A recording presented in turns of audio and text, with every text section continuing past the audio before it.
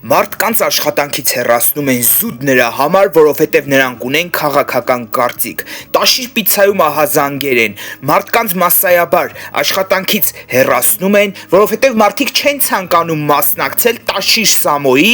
հանրահավաքներին։ Չեն ցանկանում ընտրել Տաշիր Սամոյին ու դրա համար նրանց հեռացնում են Տաշիր պիցցայից։ Ու հետո սրանք կգան ու կխոսան ժողովրդավարությունից։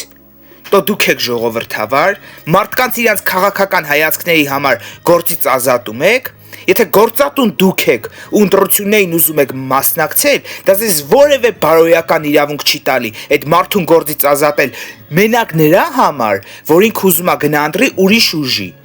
Տենց լավ չի։ Տնից զրկեք, ամեն ինչից զրկեք, չգիտեմ, վնասեք։ Էդ եք եղել դուք ու էդ էլ շարունակում եք լինել։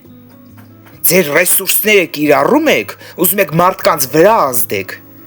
Դո արեք, էդ էլ արեք, լատենամ ինչի եք հասնելու։ Էնա սաղիթ հերթով ձերբակալում են, էնա սաղդ հերթով խայտառակ եք եղնում։ Լատենանք որդ եք մնում վերջում։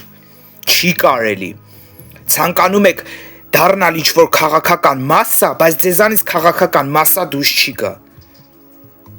Թարգեք, այն որ ամենայն անկեղծությամբ թարգեք։